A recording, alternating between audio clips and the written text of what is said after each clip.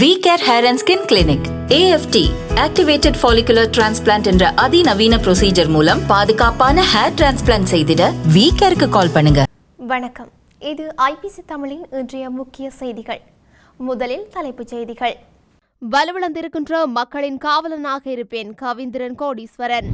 தேசிய பட்டியலில் வரப்போவது யார்? ரணிலின் திட்டம். புதிய அரசியல் கலாச்சார மாற்றத்திற்கு முழு ஆதரவு ஹர்ஷடி சில்வா. தேர்தல் முடிவுகளை சவாலாக ஏற்று முன்னோக்கி செல்வோம் டக்ளஸ் தேவானந்தா உறுதி. தமிழர்கள் புறக்கணிக்கப்படுவதாக ஜெனீவாவில் இனி கேள்வி எழுப்ப முடியாது சட்டத்தரணி பிரதீபா. ஓரிரு நாட்களில் நாட்டை கட்டியெழுப்ப முடியாது தேசிய மக்கள் சக்தி. அடிமை அரசியலை நிராகரித்த மலையக மக்கள் கலைச்செல்வி பெருமிதம். இராணுவ முகாமில் பரவும் ஒரு வகையான காய்ச்சல் தனிமைப்படுத்தப்பட்ட இராணுவத்தினர். தொடர்பான விரிவான செய்திகள். அம்பாறை மாவட்ட திகாமடுள்ள வாக்காளர் பெருமக்கள் 2024ஆம் ஆண்டு நாடாளுமன்ற தேர்தலில் பல சவால்களுக்கு மத்தியில் இலங்கை தமிழரசு கட்சி சார்பாக பாராளுமன்ற பிரதிநிதித்துவத்தை பெற பாடுபட்ட அனைவருக்கும் மனமார்ந்த நன்றிகள் தெரிவிப்பதுடன் வலுவிழந்து இருக்கின்ற மக்களின் காவலனாக இருப்பேன் என தமிழரசு கட்சியின் வெற்றி வேட்பாளர் கவிரந்திரன் கோடீஸ்வரன் தெரிவித்துள்ளார். அம்பாறை மாவட்டத்தில் தமிழ் நாடாளுமன்ற பிரதிநிதியாக இலங்கை தமிழரசு கட்சி சார்பில் முன்னாள் நாடாளுமன்ற உறுப்பினரான என்னை தெரிவு செய்த மக்களுக்கு நன்றிகள். நாடாளுமன்ற தேர்தலில் பல சவால்களுக்கு மத்தியில் இலங்கை தமிழரசு கட்சி சார்பாக நாடாளுமன்ற பிரதிநிதித்துவத்தை பெறுவதற்கு பெரும் பாடுபட்டுள்ளதை நான் அறிவேன். இந்த தேர்தல் பிரச்சாரத்துக்கு மக்கள் வழங்கிய பேராதரவுக்கு மிக்க நன்றிகள். எனவே வலுவிழந்து இருக்கின்ற மக்களின் காவலனாக தொடர்ந்தும் இருப்பேன் என குறிப்பிட்டுள்ளார். நாடாளுமன்ற தேர்தலில் புதிய ஜனநாயக முன்னணி வெற்றி பெற்ற தேசிய பட்டியல் நாடாளுமன்ற உறுப்பினர் பதவிகளுக்கு முன்னாள் பிரதமர் தினேஷ் குணவர்த்தன மற்றும் முன்னாள் அமைச்சர் ரவி கருணாநாயக்க ஆகியோர் நியமிக்கப்பட உள்ளதாக தெரிய வருகின்றது. புதிய ஜனநாயக முன்னணியின் சார்பில் 3 உறுப்பினர்கள் தெரிவு செய்யப்பட்டுள்ளதுடன் 2 தேசிய பட்டியல் ஆசனமும் கிடைக்கப்பெற்றுள்ளது. இந்த 2 தேசிய பட்டியல் ஆசனங்களுக்குமே இவர்கள் நியமிக்க ஆலோசனைகள் நடத்தப்பட்டுள்ளது. புதிய ஜனநாயக முன்னணியின் நாடாளுமன்ற குழு தலைவராக தினேஷ் குணவர்த்தனவை நியமிக்கவும் உத்தேசித்துள்ளனர். முன்னாள் அமைச்சர் ரவி கருணாநாயக்க இந்த முன்னணியை பதிவு செய்துள்ளதாகவும் தெரிய வருகின்றது. நாட்டில் வடக்கு, தெற்கு மற்றும் மலையகம் என சகல மக்களும் அபிவிருத்தியடைந்த நாட்டை உருவாக்குவதற்கான அதிகாரத்தை ஜனாதிபதிக்கு வழங்கியிருக்கின்றனர். மக்களால் ஏற்படுத்தப்பட்டுள்ள இந்த புதிய அரசியல் கலாச்சார மாற்றத்தை தொடர்ந்து முன்னெடுத்து செல்வதற்கு ஒத்துழைப்புகள் வழங்க தீர்மானித்துள்ளதாக கலாநிதி ஹர்ஷடி சில்வா தெரிவித்துள்ளார். பொது தேர்தலில் நிறைவடைந்துள்ள நிலையில் தனக்கு வாக்களித்தவர்களுக்கு நன்றி கூறி வெளியிட்டுள்ள விசேட அறிவிப்பிலேயே அவர் இதனை தெரிவித்துள்ளார். கடந்த தேர்தலை விட இம்முறை 2 மடங்கு அதிக விருப்பு வாக்குகளை வழங்கி என்னை வெற்றி பெற செய்த கொழும்பு மக்களுக்கு நன்றியை தெரிவித்துக் கொள்கின்றேன். நாடாளுமன்றத்தில் எனது செயற்பாடுகளுக்கு மக்கள் மத்தியில் கிடைக்கப்பெற்ற வரவேற்பாகவே நான் இதனை பார்க்கின்றேன். அதேபோன்று எதிர்வரும் காலங்களிலும் மக்களின் மீது வைத்துள்ள நம்பிக்கையை பாதுகாக்கும் வகையில் செயல்படுவேன். ஊழலுக்கு எதிராக போராடுவது, பொருளாதார தொடர்பில் மக்களுக்கு தெளிவுபடுத்தல் என்பவற்றை தொடர்ந்து மேற்கொள்வேன். எனினும் நாட்டில் வடக்கு, தெற்கு மற்றும் மலையகம் என சகல மக்களும் அபிவிருத்தியடைந்த நாட்டை உருவாக்குவதற்கான அதிகாரத்தை ஜனாதிபதிக்கு வழங்கியிருக்கின்றனர். இது புதியதொரு கலாச்சாரமாகும். எதிர்க்கட்சி எம்பியாக மக்களின் அபிலாஷைகளை நிறைவேற்றுவதற்கான முழுமையான ஒத்துழைப்பை வழங்க தீர்மானித்திருக்கின்றேன் என்றார். தேர்தல் முடிவுகளை சவாலாக ஏற்று முன்னோக்கி செல்வோம் என ஈழ மக்கள் ஜனநாயக கட்சியின் உறுப்பினர்களுக்கு செயலாளர் நாயகம் டக்ளஸ் தேவானந்தா நம்பிக்கையூட்டியுள்ளார். நடந்து முடிந்த தேர்தல் முடிவுகள் EPDP கட்சியின் அடுத்த கட்ட நகர்விற்கு சிறந்த வலுவூட்டலை தந்துள்ளது.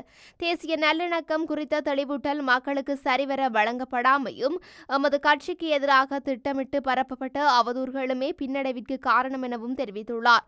அத்துடன் இந்த தேர்தலில் ஏற்பட்ட பின்னடைவிற்கான காரணங்களை கட்சி செயற்பாட்டாளர்கள் ஒவ்வொருவரும் சுய விமர்சனம் செய்து திருத்திக் கொள்வதன் மூலம் எதிர்காலத்தில் நோக்கி இன்னமும் வலிமையுடன் பயணிக்க தயாராக வேண்டும் எனவும் தெரிவித்துள்ளார்.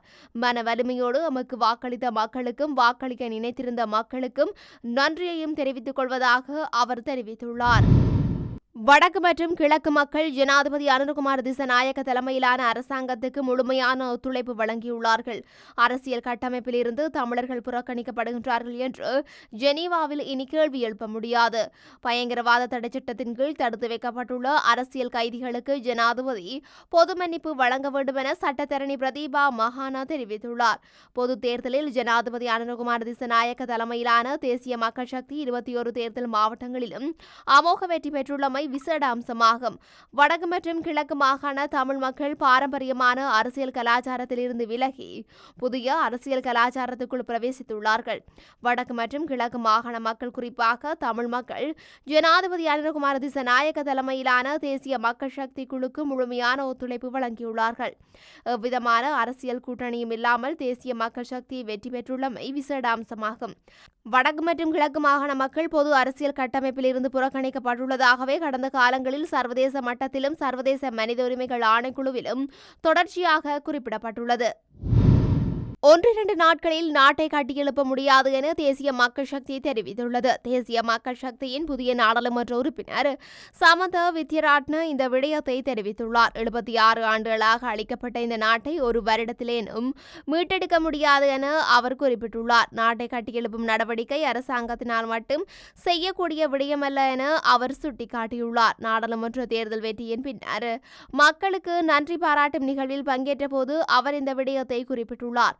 பாரிய அளவிலான மோசடிகள் தொடர்பில் விசாரணை நடத்தி நடவடிக்கை எடுக்கப்படும் என அவர் மேலும் தெரிவித்துள்ளார். சலுகை அரசியல், அடிமை அரசியல் என்பவற்றை நிராகரித்து கொள்கை ரீதியான மாற்றத்தை மலையக மக்கள் ஏற்படுத்தியுள்ளனர் என தேசிய மக்கள் சக்தியின் சார்பில் நாடாளுமன்றத்திற்கு தெரிவாகியுள்ள கிருஷ்ணன் கலைச்செல்வி தெரிவித்துள்ளார். இதன் மூலம் மலையக மக்கள் எதிர்பார்க்கும் மாற்றத்தை நிச்சயம் நாம் ஏற்படுத்துவோம் எனவும் அவர் கூறியுள்ளார். தேசிய மக்கள் சக்திக்கு மலையகத்தில், குறிப்பாக நுவரெலியா மாவட்டத்தில் கிடைக்கப்பெற்றுள்ள வெற்றி மகிழ்ச்சி அளிக்கின்றது. இது மூவின மக்களுக்கும் கிடைக்கப்பட்டுள்ள வெற்றியாகும். இந்த வெற்றியை நாம் வரவேற்கின்றோம். மாற்றத்துக்காக வாக்களித்த அனைத்து மக்களுக்கும் என் சார்பிலும் கட்சி சார்பிலும் நன்றிகளை தெரிவித்துக் கொள்கின்றேன். நுவரெலியா மாவட்டமானது தேர்தல் காலத்தில் பாரம்பரிய இரு கட்சிகளுக்கு வாக்களிக்கப்படும் மாவட்டமாக பயன்படுத்தப்பட்டு வந்தது. இந்த நடைமுறை இம்முறை தோல்வி கண்டுள்ளது என்றார்.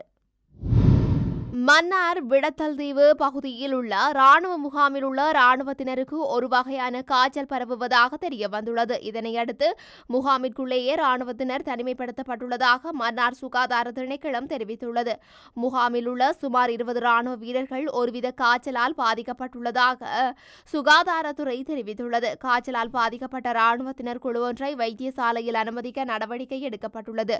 முகாமில் உள்ள மேலும் 500 ராணுவத்தினர் முகாமிலேயே தனிமைப்படுத்தப்பட்டுள்ளதாக மன்னார் சுகாதார திணைக்களம் தெரிவித்துள்ளது. காய்ச்சல் பரவுவதற்கான காரணத்தை துல்லியமாக கண்டறிய ஆய்வகங்களுக்கு அனுப்பப்பட்டுள்ளதாகவும் சுமார் 4 நாட்களாக காய்ச்சல் பரவி வருவதாக முதற்கட்டமாக தெரிய வந்துள்ளதாகவும் சுகாதாரத்துறை தெரிவித்துள்ளது. இந்த நோயை கட்டுப்படுத்த சுகாதாரத்துறை அனைத்து நடவடிக்கையையும் எடுத்துள்ளதாக ராணுவ அதிகாரிகள் தெரிவித்தனர். இத்துடன் இன்றைய முக்கிய செய்திகள் நிறைவடைகின்றன. தொடர்ந்தும் செய்திகளை அறிந்து கொள்ள IBC தமிழ் நியூஸ் என்ற எமது யூடியூப் பக்கத்தினூடாக இணைந்திருங்கள். நன்றி.